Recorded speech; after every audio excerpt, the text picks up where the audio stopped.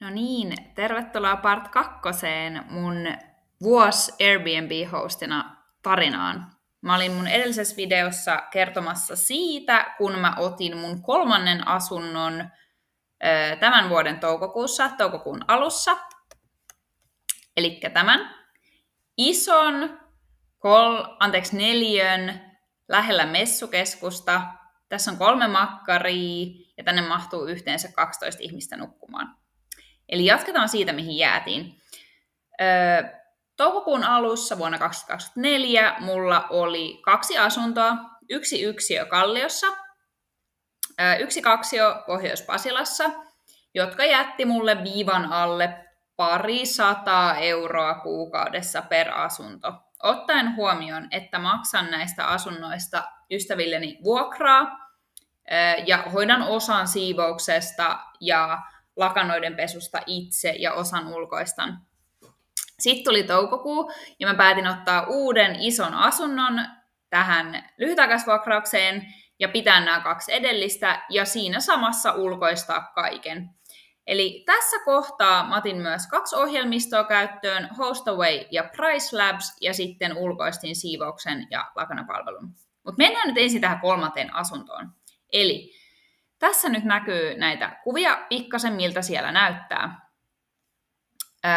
Mä kalustin ton asunnon noin 10 000 eurolla. Täällä Olkkarissa mä ostin 2 vuodessohvaa, jotka näkyy tässä kuvassa. Ne maksoi noin 200 euroa kappale. Mä ostin molemmat käytettynä torista. Tän upean marmoripöydän tässä keskellä mä löysin kierrätyskeskuksesta. Toi olikin vähän kallis, toi muistaakseni maksoi 90 euroa. Olkkarissa on 2 mattoa. Toinen on Ikean pikkasen kalliimpi, 300 euron matto. Se oli joku Isabel tai joku Iilla alkava maton nimi. Ja toinen on sitten vähän samantyyppinen rustasta, mutta se maksoi vain 160 euroa. Peilin mä ostin rustasta, se maksoi muutaman kympin. Tässä on näitä Ikean Omar-hyllyjä. Mulla on niitä useampi tuolla asunnossa eri paikoissa. Ne on tosi käteviä. Sitten tuossa oli tommonen vuodetuoli, jonka mä löysin torista myös. Ja tuosta saa siis 1 ylimääräisen vuoteen. Eli mulla on tässä 3 makuuhuonetta, joissa jokaisessa on parisänky. Ja sitten sen lisäksi isoimmassa makkarissa on vielä semmoinen vuodessohva, jota ei nyt näissä kuvissa näe tuolla. Jes, eli tässä on tämä isoin makkari. Eli makkareihin mahtuu yhteensä 8 ihmistä nukkumaan. Ja sen lisäksi tässä Volkkarissa on 4 yhteensä makuupaikat. Teoriassa 5, jos ton vuodesohvan ottaa myös käyttöön. Eli mukavasti mä sanoisin, että tänne mahtuu 12, tai semimukavasti, mutta mahtuu myös 13, jos on ihan pakko änkeä. Torista ostin myös tommosen hauskan nojatuolin. Se maksoi 100 muistaakseni. Ikeasta alennusmyynnistä noita mattoja. Itse tein taulun, toi jäi vähän kesken. Tässä kohtaa mä en ollut vielä kalustanut parveketta ollenkaan, mä tein sen vasta myöhemmin kesällä. Ja näin. Sitten mä ostin kaikkea tuommoista pientä härpäkettä rustasta, vahinkotavarakeskuksesta, ja jolla mä koristelin sitten ton asunnon. Tää pöytä löytyi ilmaiseksi torista, tommonen isolasinen pöytä. Toi oli hirveä työmaa saada tonne, mutta se oli ilmainen, niin se oli todellakin sen väärti. Noin muistaakseni jotain 20 kappale, ja ne mä ostin Ikeasta. Tuossa oli Ikean matto. Ikeassa oli tosi makea semmoinen retro collection erilaisia tuotteita, niin toi matto on siitä collectionista. Toi muistuttaa vähän 70-lukua. Tässä oli toinen Ikean tuommoinen pulskamatto, toi on ihan superpehmeä ja ihana, tykkään tosta tosi paljon. Sitten noita pieniä jakkaroita palleja mä ostin kierrätyskeskuksesta. Tässä on 1 makkari. Tuolla asunnossa oli onneksi valmiiksi kaikki noin kaapit, eli siellä on tosi paljon säilytystilaa. Ja tässä on vielä se pienin makkari. Tässä näkyy vielä toi kylppäri ja sauna. Tämä on vasta remontoitu tämä asunto, niin tämä on ihan tosi kiva. Ja tässä on sitten toi terassi kalustettuna. Eli mulla meni noihin sisäkalusteisiin ehkä 10 000, ja sitten tähän terassiin meni suunnilleen 1 000 kans. Mä ostin tommosia kuormalavoja, ne oli aika edullisia per kappale, ja sitten mä ostin Ikeasta vaan tommoset pehmusteet tohon päälle. Niin tämmönen kokonaisuus tästä sitten tuli. Toi terassi on ihan mega kiva, ja tuossa on oikeasti tosi kiva istuskella kesäiltoina. Mutta joo, tämä oli tämä mun 3. asunto. Tässä on yhteensä yli 100 neliöä, muistaakseni 110 neliöä, ja tosiaan tänne mahtuu 12 ihmistä. Tämän jälkeen siirryin Hostawayhin. Tämä on nyt toinen niistä ohjelmistoista, joista mainitsin mun viimeisellä videolla. Eli Hostaway on yksi ja PriceLabs on toinen. PriceLabs on siis se, joka automaattisesti hinnoittelee kaikki yöt kaikille asunnoille. Täällä on tämmöinen näkymä, jossa näkee koko vuoden tulot. Mulla ei näy ihan alkuvuodesta saakka, jos mä muokkaan tämän päivän vaikka tonne tammikuulle, koska mulla ei ollut tätä vielä käytössä, ja tämä ei takautuvasti hae Booking.comista ja Airbnbistä tuottoja. Tämä jotain saa Airbnbistä, jotain dataa, mutta Booking.comista taas ei. Eli periaatteessa tässä kohtaa, kun mä laitan tämän alkamaan tuosta toukokuusta, niin tässä itse asiassa näkyy pelkästään Airbnbin kautta tullut tulot, eikä ollenkaan Booking.comia. Täällä näkee niin kuin totaalisummat ja sitten näkee myös kanavakohtaiset summat. Eli tuolla oli ihan vähän, joku varaus oli tullut Booking.comin kautta jo tonne. Nevertheless, tässä näkee, että mulla tulee about puolet ja puolet noista molemmista kanavista kaikista asunnoista. Täällä voi tätä rajata ja katsoa myös asuntokohtaisesti tota dataa. Eli tässä nyt esimerkiksi näkyisi se mun ihan ensimmäinen asunto, joka oli siellä Pohjois-Pasilassa. Eli se on tehnyt keskimäärin jotain 2 tonnia kuussa. Tämä kuukausi on ollut tosi huono, tämä syyskuu ihan mun kaikilla asunnoilla, että siinä on ollut tommoinen tosi iso dippi. Mutta joo, tässä näkee asuntokohtaisesti tätä dataa tai sitten koko salkun osalta. Täällä huomaa aika selkeästi, että kesäkuukaudet toimii hyvin. Tässä kesäkuussa mulla tuli, tai itse asiassa heinäkuussa mulla tuli tähän näiden 3 asunnon lisäksi vielä 4. asunto, eli sen takia tuossa tulee aika tommoinen iso hyppy. Mutta näillä 3 asunnolla niin mä tein noin 10 tonnin kesäkuussa. Mä veikkaan, että jos mä olisin pysynyt näissä 3 asunnossa, enkä ottanut tätä 4, niin toi olisi varmaan aika semmoinen keskiverto, mitä voisi melkein takoa ympäri vuoden. Talvella se olisi ehkä vähän vähemmän, ehkä jotain 8 tonnia. Joo, mutta tämä on tämä Hostaway. Täällä tosiaan näkyy kalenterinäkymä kaikille asunnoille. Mä en viitti avaa tuota, koska siinä näkyy ihmisten nimiä ja muuta. Mutta tämä on tosi kätevä, koska täällä näkyy yhdessä näkymässä kaikki yöt, miten ne on buukattu, miten mikäkin kämppä on niin kuin varattu, missä kautta ja kuka on sen buukannut ja niin edelleen. Mutta mennäänpä nyt näihin kesäkuukausiin ja katsotaan, miten on mennyt siellä. No niin, tässä oli mun ensimmäinen kesäkuukausi 3 asunnolla. Liikevaihtoa tuli yhteensä 10 992 €.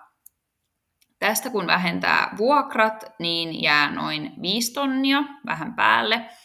Ja siitä kun vähentää siivouskulut, niin veikkaan, että mulla jäi tollon käteen ehkä semmoinen 2 tonnia.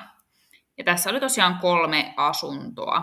Kuten näkyy, niin aika tasaisen paljon tulee bookkauksia Airbnbistä ja Booking.comista. Airbnbistä tuli buukattuja yötä enemmän, mutta Booking.comista tuli sitten rahaa enemmän. Eli tässä oli nyt kesäkuu, ja tämän jälkeen mä otin 4. asunnon vuokralle. Katsotaan sitä seuraavaksi.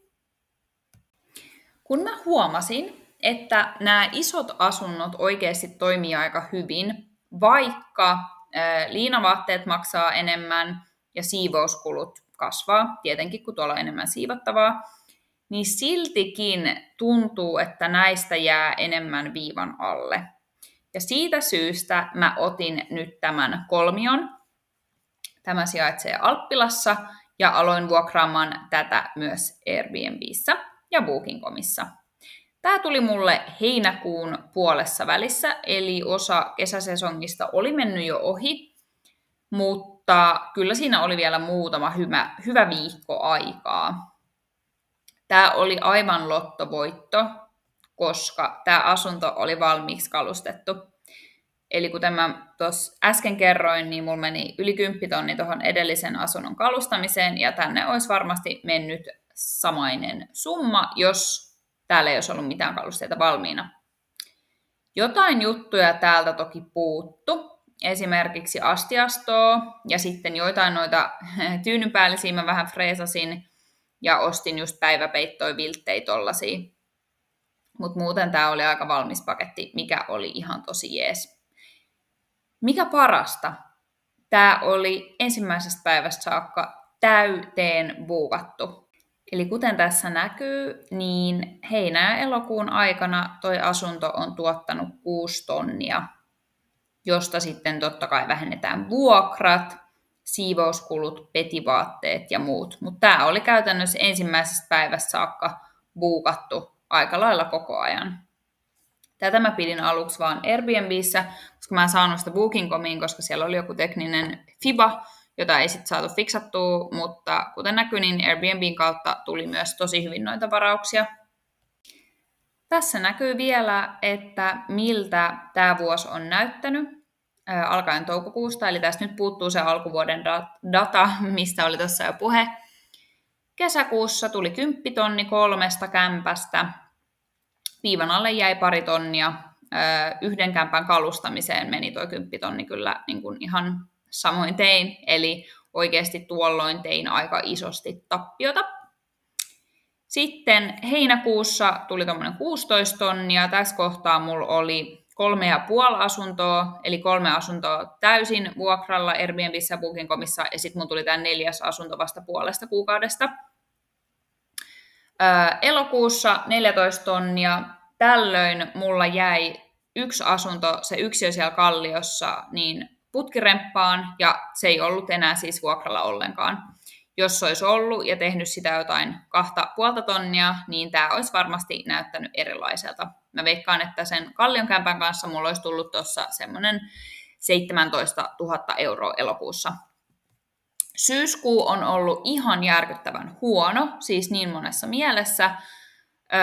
Toi niin kun jää tuosta keskiarvosta tosi paljon jälkeen. Okei, tässä mulla on ainoastaan nämä 3 asuntoa, koska se Kallion asunto on edelleen putkirempassa, eli sieltä ei tule yhtään mitään. Mutta noissa muissakin asunnoissa on ollut tosi huonosti buukkauksia. Esimerkiksi se mun 1 asunto, se isoin asunto, joka on ollut lähestulkoon 70 pinnaa aina täynnä, niin nyt siellä on ehkä puolet öistä vaan buukattu. Mä en tiedä, mikä tässä on tässä syyskuussa, mutta tässä on niin kuin tosi iso lovi. Sitten lokakuu näyttää taas jo vähän paremmalta, ja sieltä olisi tulossa tuommoinen 14 tonnia, jos ei sinne nyt tule enempää varauksia. Se Kallion asunto on aika tyhjänä tällä hetkellä, tai että sinne mahtuisi vielä enemmän varauksia, mutta katsotaan, miten käy. Mitä tästä kaikesta on jäänyt sitten viivan alle? Jos ottaa huomioon kaikki noi kalustamiset, tarvikeostot ja tollaset, jota ei tietenkään voi laittaa samaan laariin, koska se ei ole sama asia ostaa tuommoista kulutustavaraa, niin kuin vaikka pesuainetta tai tollaista versus niin kuin oikeasti huonekaluja, joilla on ihan niin kuin jälleenmyyntiarvokin vielä. Mutta kuitenkin, jos mä katson tätä koko vuotta ja laitan kaikki tulot ja kulut yhteen, niin ehkä tässä kohtaa mä alan olemaan niin kuin plus-miinus nolla tilanteessa. Eli mulla on mennyt alkuvuodesta tosi paljon rahaa siihen, että mä oon kalustanut noita asuntoja, siihen on mennyt varmaan 15 tonnia, sitten siihen, että mä oon maksanut noita takuuvuokria, joka on toki rahaa, jonka mä saan takaisin, mutta tämä on mun mielestä hyvä havainnollista, että paljon rahaa tämmöisen kuvion starttaamiseen tarvii ja missä kohtaa se on niin kuin maksettu takaisin. Eli nyt tässä kohtaa noin vuoden jälkeen 4 asunnolla, no nyt 5, mutta 4 asuntoa mä oon kerännyt tässä vuoden aikana, niin nyt vuoden päästä mulla alkaa olla silleen, että tästä hetkestä eteenpäin, niin mä alan tienaamaan tavallaan. Ja tässä kohtaa mä oon ulkoistanut oikeastaan kaiken, nyt myös asiakaspalvelun. Ja nyt seuraavaksi mä kerron, miten tämä prosessi menee, miten mä olen ulkoistanut kaiken, missä järjestyksessä. Ja sitten ihan lopussa tässä videossa mä kerron vielä, mitä virheitä mä oon tehnyt ja mitä mä oon niistä oppinut ja mitä mä tekisin jatkossa toisin. Mä koitin tähän kuvata mahdollisimman tarkasti, mitä kaikkea tähän Airbnb-hostaukseen kuuluu ja missä järjestyksessä asioita kannattaa tehdä. Eli kaikkihan lähtee tietty siitä, että sulla pitää olla jonkunlainen käsitys, että missä tätä voi ja kannattaa harjoittaa. Kuten mä aiemmin mainitsin, niin mä en itse vaikka lähtisi nyt ostamaan yksiötä Kalliosta, enkä oikeastaan ehkä edes kaksiotakaan. Mä en lähtisi sellaiselle alueelle, jossa on valmiiksi jo tosi paljon tarjontaa. Tähän on monta tapaa selvittää, että mitkä on semmoisia alueita. Sä voit ihan katsoa Airbnbistä, vaikka otat sen sun lähialueen ja katsot, että paljon siinä on niitä asuntoja Airbnb-vuokrauksessa. Jos niitä on ihan tosi paljon, niin sit sä voit miettiä, että onko sulla mahdollisuutta erottautua siitä tarjonnasta. Pystyykö se tarjoamaan jotain, jota niillä muilla ei ole? Jos et pysty, niin ei ehkä kannata sinne lähteä. Ei myöskään kannata lähteä ihan toiseen ääripäähän, eli jonnekin alueelle, jossa ei oikeasti ole yhtään mitään Airbnb- tai lyhytaikaisvuokraustoimintaa. Siinä varmasti on joku syy, miksi siellä ei ole sitä. Ja mä itse en vaikka haluaisi olla ensimmäinen, joka lähtee johonkin tietylle alueelle. Sitten tämmöinen saitti, jonka nimi on AirDNA. Sieltä sä voit katsoa dataa postinumeroalueen tai osoitteen perusteella, jossa sä näet, että paljon siellä on niitä ilmoituksia ylipäätään, niin minkälaista yöhintaa niistä pyydetään. Sitten kannattaa seuraa oikeastaan aika aktiivisesti myös erilaisia someryhmiä, esimerkiksi Facebookissa, tai kysellä muilta ihmisiltä, joita sä tunnet, että missä voisi olla tarvetta tämmöiselle. Eli tutki alueita, koita löytää joku semmoinen alue, jossa sä itse löydät jonkun erottautuvuustekijän. Eli joku semmoinen markkina, jossa sulla on niin kuin joku etulyöntiasema muihin verrattuna.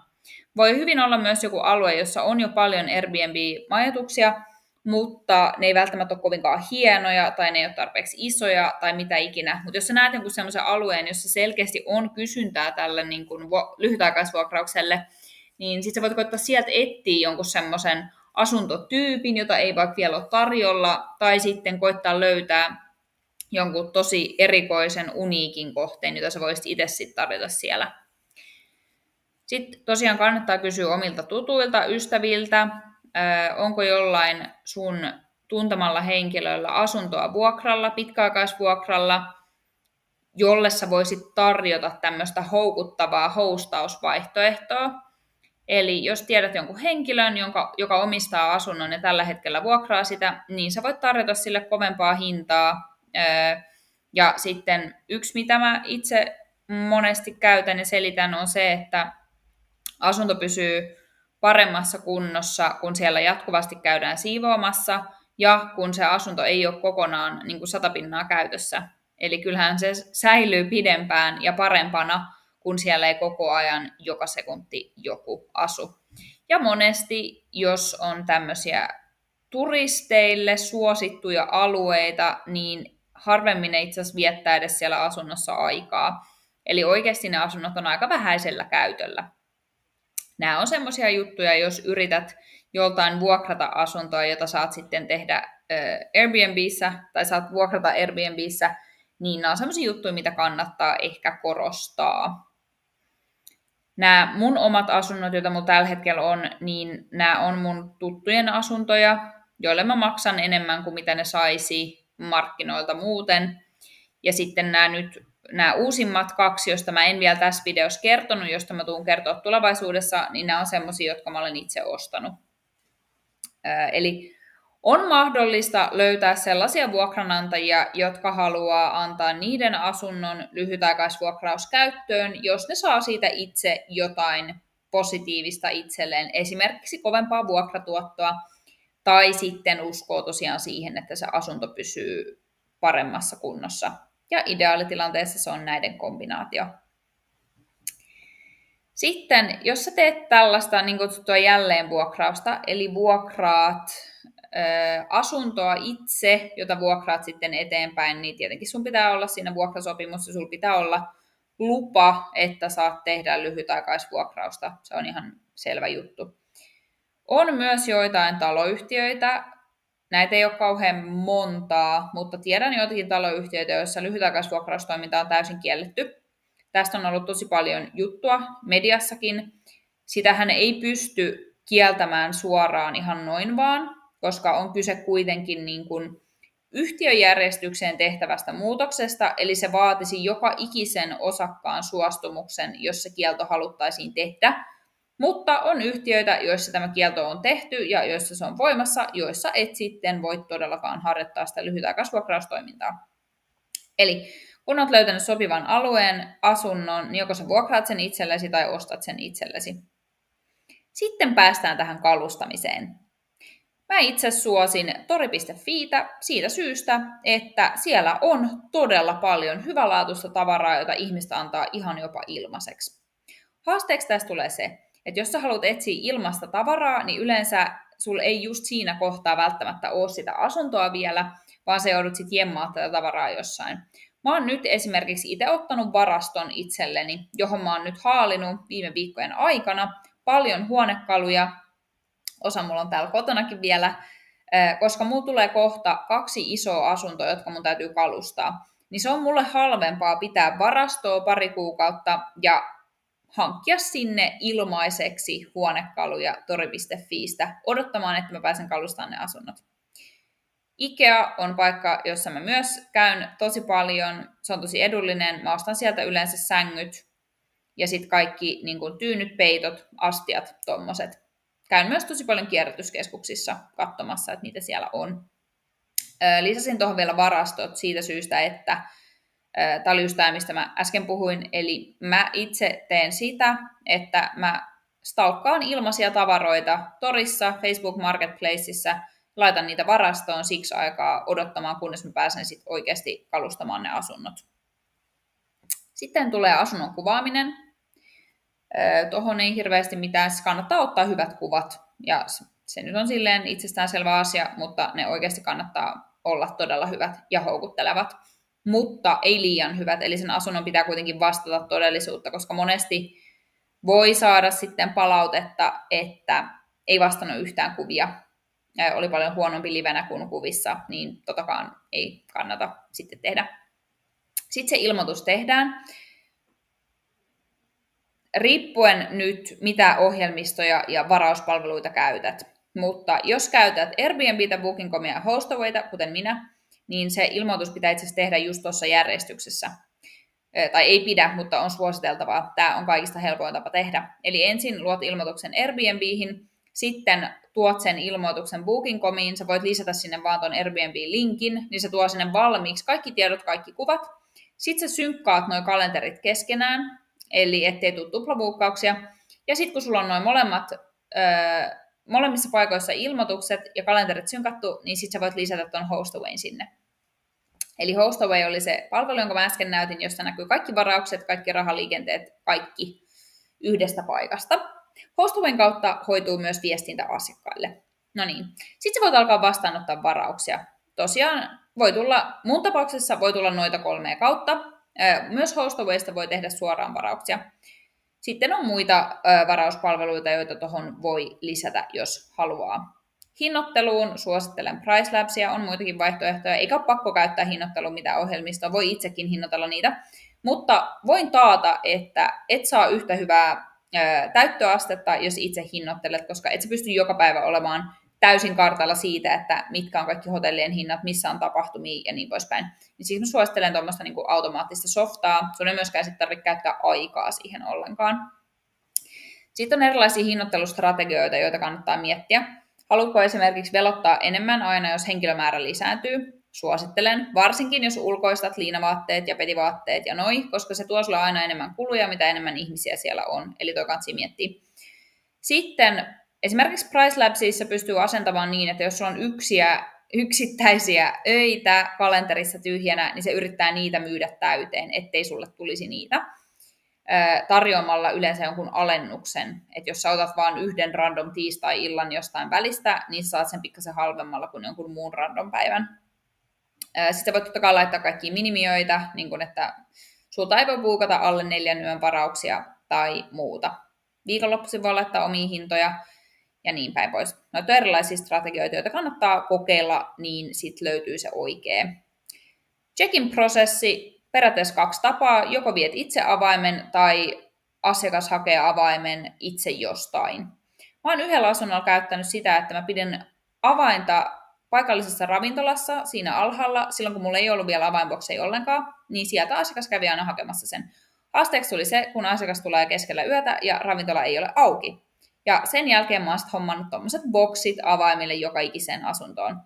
Niissä kansi silleen olla varovainen, että mihin ne laittaa. Kaikki paikkoihin niitä ei saa laittaa. Sä et voi esimerkiksi ripustaa rakennuksen ulkopuolelle sitä mihin vaan roikkumaan, kun taloihin ei periaatteessa saa kiinnittää juttuja ja taloyhtiö ei tykkää siitä yhtään. Eli sun pitää etsiä noille strategisesti vaan oikea ja sopiva paikka. On totta kai myös vaihtoehto, että sä itse viet sen avaimen niille vieraille ja tapaat ne vieraat henkilökohtaisesti. Se on vähän työläs, mutta sekin voi olla ihan ok vaihtoehto. Monet asiakkaat kyllä suosii self-service check-inia, eli ne haluaa, että ne hakee itse sen avaimen jostain. Silloin ne voi tulla just kun niitä huvittaa. Tosi tärkeää, että sulla on selkeät ohjeet sun asunnossa, niin kuin mieluummin liikaa ohjeita kuin liian vähän ohjeita, ihan alkaen siitä, että miten käytetään astianpesukonetta, mihin roskat viedään, missä on wifi, mikä on wifin salasana, miten ylipäätään asunnon käytännön järjestelyt toimii, mitä vieraalta odotetaan ja niin päin pois. Kannattaa oikeasti panostaa noihin, koska A, sä säästät sillä omaa aikaasi ja B, sä helpotat sen asiakkaan elämää tosi paljon. Eli ne kannattaa kyllä tehdä. Ja viime aikoina olen myös huomannut sen, että kannattaa oikeasti olla ihan jotain järjestyssääntöjäkin. Mulla oli tässä hetki sitten keissi, jossa jouduttiin useampaan otteeseen soittamaan poliisit asunnolle, koska siellä elettiin todella semmoista villiä elämää ja siellä piletettiin ja kaikkea, niin jos tämä olisi ollut selkeästi jo siinä ennen varausta tiedossa tai tavallaan niin kuin kielletty, ehkä joltain oltaisiin vältytty, tai sitten ainakin ne vieraat olisi niin kuin allekirjoittaneet, että jes, niin kuin hyväksyn nämä säännöt, ja jos niin kuin poikkean näistä säännöistä, niin maksan sakon. Mutta joo, en tiedä, siis eihän noilla välttämättä niin kuin estä häiriökäyttäytymistä kokonaan, mutta kyllä tuo varmasti edesauttaa sitä. Eli kannattaa oikeasti olla ihan kunnon järjestyssäännöt siellä ja selkeät ohjeet tai selkeät statementit, että mitä tapahtuu, jos ei noudata niitä järjestyssääntöjä. Viestintä. Kannattaa laittaa automaattiset viestit asiakkaille menemään. Eli aina kun on jonkun asiakkaan check-in-päivä, niin siis asiakkaalle lähtee automaattisesti check-in-ohjeet. Hostawayssa pystyy tämän tekemään, samoin Airbnbissä ja Booking.comissa. Eli vaikka et käytä tuollaista niin kutsuttua channel manageria, kuten Hostaway, niin saat nämä tehtyä myös Airbnb ja Booking.comin kautta. Nämä kannattaa oikeasti tehdä. Eli yksi automaattiviesti silloin, kun asiakas tekee varauksen, silleen, että hei, kiitos varauksesta, Toinen automaattiviesti jonkun aikaa ennen check-inia ja sitten päivää ennen kuin ne lähtee. Vähintään noin. Eli kaikki ohjeet automaattisesti. Sun ei tarvitse itse lähettää viestillä joka kerta asiakkaalle niitä ohjeita, eikä ne asiakkaat soittele sulle koko ajan turhaan. Siivous. Tähän kannattaa panostaa. Mä opin sen muutaman kerran kantapään kautta, että ei oikeasti kannata tehdä sitä huolimattomasti, koska siitä tulee valituksia. Ja on tosi tärkeää, että saa hyviä arvosteluita tosi alkuvaiheessa, jotta muut ihmiset varaa. Eli itse asiassa täällä, ennen kuin varauksia alkaa tulee, niin kannattaa jollain tapaa yrittää saada arvosteluita, koska ilman arvosteluita ei tule varauksia. Ja tuon voi tehdä esimerkiksi niin, että antaa ensimmäiselle buukkaajille jonkun oikeasti tuntuvan alennuksen. Liinavaatteet voi itse hankkia, pestä tai sitten voi ulkoistaa jollekin yritykselle. Se jonkun verran maksaa joitakin euroja per setti, mutta se helpottaa elämää ja mahdollistaa sen, että tämä on oikeasti niin kuin passiivista. Ja sitten kannattaa niin kuin seurata kuluja ja tuloja, jotta ymmärtää, että onko tämä oikeasti edes kannattavaa tekemistä. Mulla on ollut monia asuntoja, jotka ei niin kuin tietyissä paikoissa ajoissa vaan toimi, ja sitten on toisia, jotka toimii tosi hyvin, niin kannattaa siihen oikeasti niin kuin kiinnittää huomiota. Ja jos itse näitä hostaa ja siivoo ja muuta, niin laskee itselleen myös siinä niin kuin tuntiliksan ja katsoo, että onko se yhtään niin kuin kannattavaa se. Tässä oli mun vinkit noihin prosesseihin, miten ne kannattaa järjestellä. Mä kerron vielä muutaman virheen, jota mä oon itse tehnyt ja mitä mä tekisin toisin. Ensimmäisenä se, että mä odotin liian pitkään ensimmäisiä varauksia. heti olisi pitänyt tehdä kunnon isot alet, että saa ekat varaukset ja ekat arvostelut, niin sitten ei olisi mennyt hukkaan niitä päiviä. Toinen, olisin panostanut enemmän siivoukseen, varsinkin silloin kun mä itse sitä tein, niin mä olin vähän laiska. Mä en oikeasti tykkää hirveästi siivouksesta, niin mä vähän silleen oijoin ja tein laiskasti ja sain siitä kyllä palautetta, että oli pölystä ja ei ollut kunnolla siivottu. Ja niin kun, tosi tylsää saada niitä palautteita, niin kun, koska en mä halua, että muut ihmiset ajattelee, että mun kodit on sotkuisia. Mutta niin se vaan nyt meni ja opin sen kantapään kautta. Kolmas, noi selkeät ohjeet oikeasti. Mä oon niin monta kertaa vastannut turhaan samoihin kysymyksiin esimerkiksi, että mikä on Wifin koodi, kun mä olisin voinut vaan kerralla tehdä kunnon ohjeet ja ihmiset voi niitä seurata sitten. Sitten ehkä se, että mä olisin ylipäätään vaan tajunnut, että en mä pysty mun muiden töiden ohella handlaamaan niin kuin useampia asuntoja. Yksi asunto vielä menee, 2 ei, silloin se alkaa jo oikeasti sakkaamaan. Eli miettii nämä prosessit kuntoon alusta alkaen sillä ajatuksella, että niitä asuntoja tulee olemaan monia, jos on siis aikomus kasvattaa tätä niin kuin yhdestä asunnosta pidemmälle. Niin silloin kun miettii nämä prosessit kuntoon, niin sitten se pakka pysyy kasassa eikä niin kuin leviä käsiin, sit kun tulee enemmän asuntoja. Ja sitten viimeisin ohje ehkä tässä olisi se, että ota kunnon ohjelmistot käyttöön. Ne voi olla nuo edellä mainitut tai jotkut muut, mutta sä säästät niin paljon aikaa siinä, että sulla on yksi paikka, missä on kaikki varaukset ja taskit, jos sulla on vaikka siivooja, niin niille tehtävät. Ja yksi ohjelmisto, joka hinnoittelee sun kohteet, koska sä tulet häviämään paljon rahaa, jos sä yrität itse tehdä noita.